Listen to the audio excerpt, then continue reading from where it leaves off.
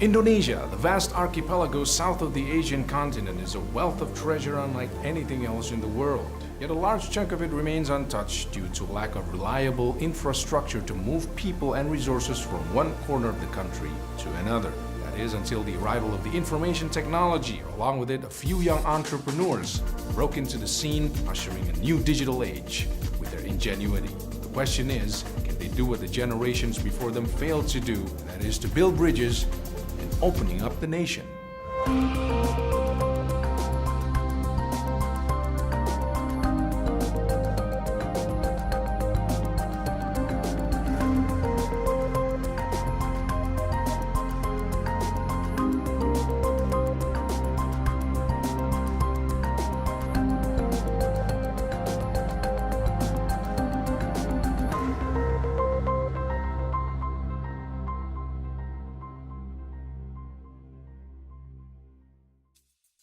A recent survey shows that Indonesia boasts 93.4 million internet users, one of the biggest number of internet users in the world, while 71 million people own cellular phones.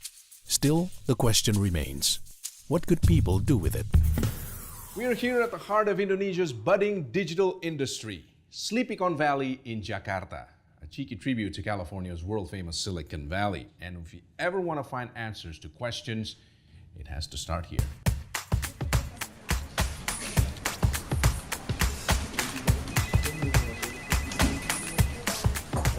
Tuh ya hampir tiap minggu bermunculan yang baru-baru. Salah satu on demand yang paling populer Gojek, transportation on demand.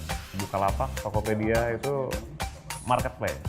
Karena banyak seller di situ kan. Yang e-commerce ya Matahari Mall, Blibli, Lazada.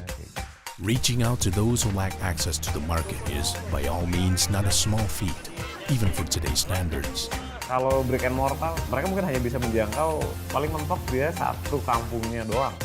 Kalau online jangkauannya bisa kemana-mana gitu. One young entrepreneur, however, has tried to simplify the process with the help of the internet technology. He began the enterprise back in the time when most Indonesians don't have an idea about what can they do online. Bukalapak adalah situs jual beli online di Indonesia yang prosesnya gampang banget. Siapapun dan dimanapun bisa jual beli online di Bukalapak. Ahmad Zaki has been fascinated by digital technology since childhood in Solo. His passion for computer programming took him from one competition to another. Welcome to Bukalapak. How are you? Good. How are you? Yeah, good. This is it, yeah? Yeah. Who came up with the name Bukalapak? You know lapak, right? It represents SME. Yes. Bukalapak means open store. Lapak means usually you only use bag or tikar in Indonesia. You don't have to pay for the lapak. You can sell anywhere, anytime. That's the concept of lapak. Most of Indonesians don't understand internet, and we want to make it easy to understand. I mean, 6 years ago when we first launched Bukalapak, it's very hard to own an online business. You have to know how to build a website. You have to know how to buy a domain. They have no idea. So our mission is we want to make small medium business or everyone very easy to do a business in online. So the option is a platform. We cannot have like Amazon model who buy inventory, something like that, because we didn't have money. That was actually what I was about to ask in terms of Amazon, because I see some similarities here and there. Yeah, of course, Amazon is one of the biggest in the world, but I believe that Indonesia is different. Indonesian business structure is actually mostly, if you look at the economic data, 60% of Indonesian GDP contributed by small medium business. That's very unique, and I have a feeling that small medium business is the future of Indonesia economy, especially if they're using technology. Semua dimulai dari sini. Kotak putih berisi mesin pencari yang mengurutkan, mengelompokkan, kemudian menemukan secara tepat. Back then when you started out, was it like, no, it's not going to work. People are not going to do transactions online. Because when you talk about Indonesians, especially when you want to target the small, medium enterprises, it's all about tatap muka. You gotta it's the old conventional face to face. All of our friends, most, even the SME itself, when we approach them, they say it's not gonna work. They don't want to join the platform because they still didn't trust the internet. Saat itu memang kondisinya memang masih sangat-sangat sangat-sangat sepi ya boleh dibilang seperti itu. Ditambah lagi banyak penipu online dan lain sebagainya, sehingga memang masih banyak pesimisme. Actually, we face chicken and egg dilemma. If we come to seller side, where is the customer? Something like that, because we have 0 customer, and if we go to the customer side, they will ask, where is the sellers? After getting rejections from prospective clients, Ahmad Zaki changed his approach. He hit the streets, knocked on doors, and personally talked to vendors. Many of them can be found in a place like this, in order to get them to join Bukalapak. There are a few struggle in offline store. So we target those kind of stores. They have no sales, and then they are very desperate. So we help them. I remember I helped them to upload their product one by one, and then create their account, because they don't know how to create email. We show them a result. Hey, you have 1 transaction at least. That first transaction is very, very important for them. Oh, thank you, Masaki. This works. Yeah, it works. I think I can meet like 100 people, 100 small medium business every day, just to convince them. Yeah. Nah, di situ saya lihat, oh ini anak tekun banget gitu.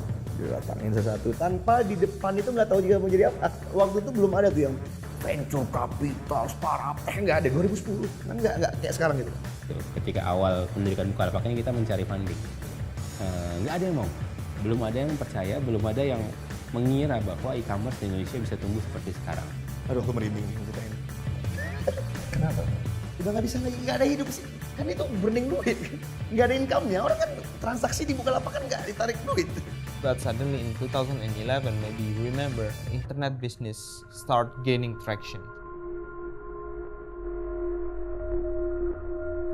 The richest conglomerate in Indonesia invest in Kaskus, including Yahoo. Yahoo acquired a small startup in Indonesia, so it make us confident. Tetapi justru tahun 2011 itu kita tidak sedang mencari funding, justru ada orang yang menawarkan. Investor luar awalnya itu dari Jepang. Ditagih, lu mau nggak? Duit 5M. Itulah dia mulai bisa merekrut orang. I mean, hiring people and then doing marketing, because in the first years we don't have marketing budget, we don't have people. It start from the founder itself. Then suddenly one by one join, and then until 1 year, I think we got like thousands of SME, and then the numbers grow in the second years to 10,000, and then 50,000 third years, and right now we are one of the largest SME, and right now we have 1 million SME joining Bukalapak from 0. So 1 million in 6 years. Yeah. As their fortunes changed for the better, Zaki takes Bukalapak's original clients, the SMEs, along for the journey.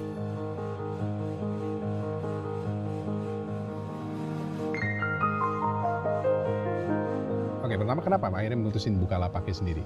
Karena fokusnya itu di gadget, aksesoris, pertimbangan dari pengguna. Jadi pengguna di Bukalapak kan laki-laki gitu kan. Nah dari situ kan pasarnya udah ada sebenarnya. Diiringi dengan keyakinan saya bahwasanya teknologi internet akan terus berkembang. Jadi nggak cuma sebatas .com yang di web doang gitu. Ke depan pasti akan ada aplikasinya. Walaupun nggak tahu kita kapan itu akan terrealisasi ya. Tapi dengan semangat itu ternyata emang benar gitu. Sekarang sudah terwujud. How do you make sure that Bukalapak is a trusted, safe certificate, safety issue that the customer should not worry about? What we do since day one is we provide a transaction platform. We act as escrow account or guarantee. We hold the transaction until the buyer get the product. If the buyer don't get the product, then the money will go back to the buyer, full refund. And right now we see a lot of Indonesian more and more believe in e-commerce because of that. Nah akhirnya dengan adanya Bukalapak yang terus berkembang, kenyamanan dan keamanan mereka yang menangani itu semua. Adminnya dari mereka, jadi kita tinggal jualan aja. Even we track the numbers, we call it the net promoter score, to measure that this customer is happy or not. So we believe in loyalty, and I think loyalty is one of the best business model in the world. Okay, we are now in our customer satisfaction department, 24 hours, 7 days.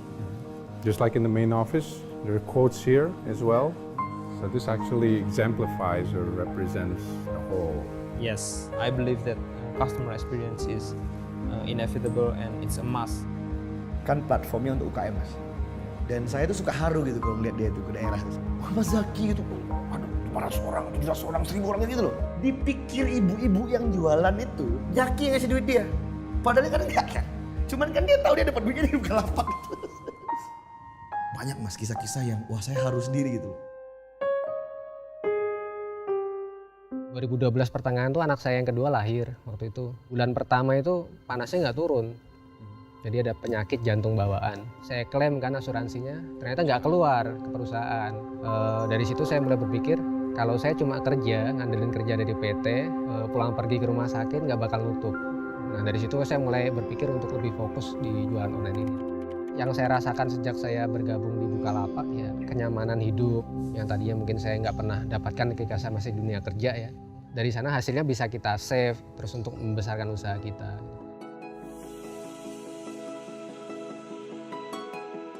Come on, kamu ini lulusan ITB, informatika, passing grade paling tinggi, upload, nyepam ini ngapain gitu? Buat mereka nyepam, tapi buat saya, no, I help them. Saya bantuin mereka. Saya mimpi mereka jualan online someday dan mereka bisa kaya lewat online. Teman-teman saya belum percaya. So what's next for Bukalapak after 6 years? Membesarkan baik dari sisi pelanggan, pembeli maupun dari sisi penjual UKM. Membuat UKM itu pasarnya Indonesia dan dunia. If you look at Indonesia, I heard that tens of millions of SME right now. We only have 1 million on the platform right now.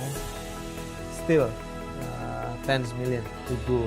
I think this is not easy job to convert every small medium business to move to online, to sell things in Bukalapak. So that's our new challenge in the next coming years. True entrepreneurs like Ahmad Zaki feed off challenges. They live to solve problems. It takes wit to start a business, yet one needs to persevere to be able to go on long enough to make an impact. Our next game changer adds empathy to the mix as he sets out to connect patients with physicians non-physically.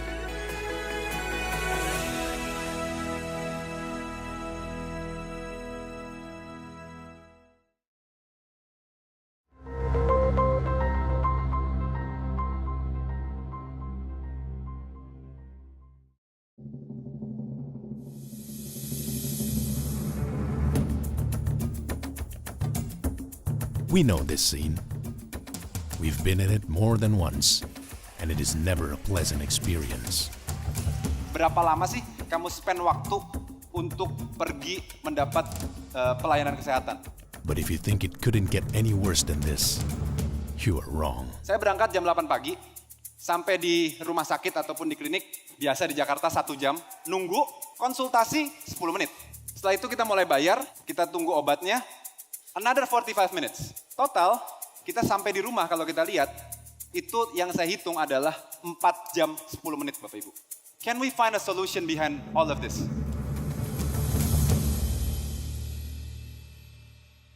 In April 2016, Jonathan Sudarta launched HaloDoc, a mobile app that allows its users to participate in real-time consultation with the physicians of their choice. Terjebak di situasi yang tidak diinginkan, rencana berobat bisa terhambat. Tapi dengan HaloDoc, konsultasi dengan dokter bisa lewat video call. Sebentar. Selamat siang, Ibu. Sudah 3 hari saya demam, Dok. Gunakan fitur Directory HaloDoc untuk temukan ribuan pilihan dokter dan rumah sakit sesuai kebutuhan. With the spread of digital technology, it seems inevitable that it will be utilized to solve problems like public health care. But in a country as vast and diverse as Indonesia, it won't be as easy as it sounds. That's why I came to talk to Jonathan Sudarta in person to find out more about the technology and how it can benefit the people who live in an archipelago almost 3 times the size of the state of Texas. This is our blessing, but at the same time, this is the biggest challenge for us. The average doctor in Indonesia compared to population is only 3 over 10,000 population. The average of the world is 13. over 10,000 population. There's a big gap in terms of number of supplies of doctors compared to the demand of patients. How can we try to solve this problem? One of the way is to use technology. Halodoc's mission to address the nation's overwhelming demand for healthcare through digital technology even draws the attention of the president. Dan saya titip, Halodoc e-commerce ini bisa diberikan dorongan betul agar meloncat ke level yang berikutnya.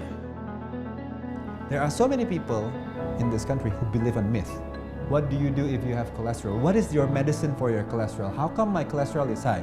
Oh, this medicine is very powerful. Why don't you take this? That's the wrong thing to do. You want to ask your doctor for this. Setuju kalau dibilang ini revolusioner mungkin dalam hal healthcare. Tetap ada namanya hubungan antara dokter dan pasien itu yang tidak tergantikan itu memang secara langsung. Oleh karenanya bahwa telemedicine ini hanyalah membantu manakala dia tidak bisa bertemu dengan dokternya. Tapi proses tersebut tetap menggiring kepada pemeriksaan langsung. Manfaatnya bisa cepat tahu karena aku punya adik kebetulan sakit epilepsi. Kebetulan kan agak jauh dari rumah, dokter waktu prakteknya kan di daerah Jagakarsa. Aku gunain aplikasi itu dan ketolong banget gitu. Our first mission to start educating the market has been in progress. So now our focus is how do we make our product better so that the user experience will increase dramatically. Tidak perlu cuti untuk ke dokter, jadi saya bisa pas jam kantor langsung telepon dan obat diantar ke kantor langsung saat itu juga. Contohnya Gojek lah seperti itu. Dulu juga kita skeptis semua dengan kemampuan tersebut. Handphone kita tidak ada aplikasi tersebut, kok rasanya kurang gitu. Mungkin 2 tahun, 3 tahun ke depan mungkin seperti ini bisa terjadi di Halodoc. Sudah masuk kategori bahkan kebutuhan. Kebutuhan. Before, people cannot be bothered to go to the doctor because of what? You have to wait for 4 hours. Now, it's just 1 minute. You make the call, it's done.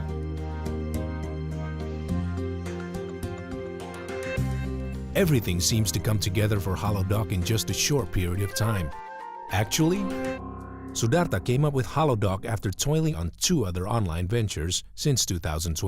A website that connect patients to pharmacy all around Indonesia, and we create the social media called Link Doctor. Facebook for doctors. Or Facebook for doctors, LinkedIn for doctors. And I start to realize, hey, I have so many doctors in my social media. Why don't we try to connect this? You felt it was possible back then? Halodoc is like pure mobile apps, right? The previous 2 are Platforms. Web platforms. And then we also convert those 2 web platforms into mobile apps and launch it all together. You didn't feel like, oh, John, no, it's not going to work. Jonathan, we need more time. We need more than 6 months. Halodoc for iOS, for Android. Link Doctor for iOS, for Android. Apotek Antar for iOS, Apotek Antar for Android. That is actually 6 apps. Bahasa saya Jonathan ini banyak maunya. Jadi kadang saya ketawain aja dia. Nah dia tahu kalau saya udah ketawa itu sebenarnya your call.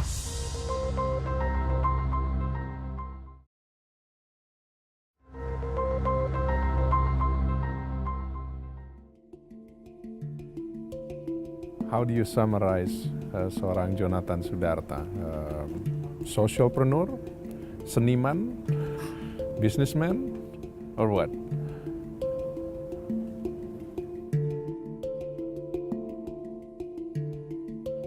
Sangat persisten. Humble, tidak takut disepelein orang. Kalau kita lihat kombinasi 3 itu persisten, fighter, humble, dan dia menemukan passion dia menurut sekarang. I wish ya, dia bisa menjadi socialpreneur. My first day of work actually in Pelabuhan. In the port. In the port. A very interesting thing happened. My import manager, he told me, Jonathan, I give you 1,000 rupiah, this much. You got a very simple job.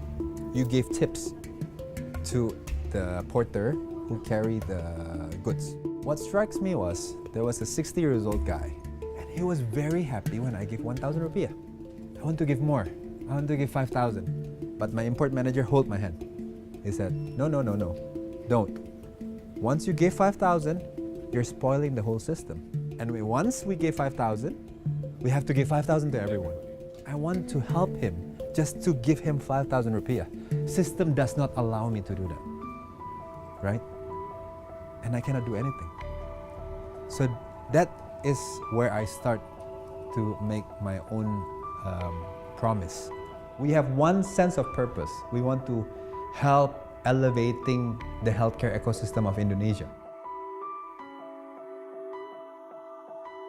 So this is Halodoc. This is the whole thinking room of Halodoc. Most important people in the organization. All the thinking behind of everything. So it's all from a we always say in architecture, a drawing board, right?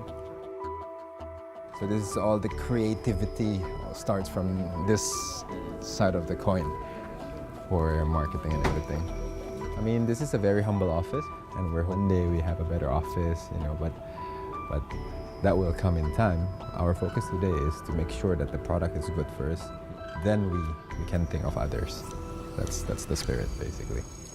Halodoc has been busy providing solutions to problems that it was originally designed for. But the healthcare issues in Indonesia is more complex than what Jonathan Sudarta and Halodoc have encountered a few months after the app was launched. You want to do coverage, of course, of the whole country, from Sabang to Papua. Well, a lot of it I have to depend on the other stakeholders. The Google and the Facebook, where Google is going to do Google Loon, Facebook drones for internet. Government direction of the Palapa project and rural area will have 10 Mbps. I believe in the next 2-3 years, the whole country of Indonesia from Sabang to Papua, Sabang to Merauke, will have this internet access. But obviously, we cannot just wait. We create the product so that the user needs, will push the infrastructure. One of them that we have done it is what we call digital CSR. So this already happened in Bandung, in a few other cities as well, where at that time there was floods, not enough doctors can help. So instead we send phones. Kami menguji apakah teleconsultation it works. Nyatanya it works, Bapak Ibu. 350 pasien dengan teleconsultation dan 282 pasien hanya menggunakan 3 handphone masing-masing. Dengan puluhan dokter dari seluruh dunia. Ini yang membuat kami berani untuk mencoba menggambar ulang ekosistem kesehatan secara digital. We are still learning in the sense, but I hope the next time I meet you, by then I can talk to you a few thousands that we already helped or others by using this digital healthcare initiative to touch the rural area. The digital technology is sweeping the nation. It provides convenience, efficiency, a platform for ideas, and to a certain degree makes the impossible possible. Both Ahmad Zaki and Jonathan Sudarta may only play a small role in meeting the diverse needs of 240 million Indonesians. But still, they take the steps towards completing a paramount project that was initiated long before their time in order to create for the people access to a better life.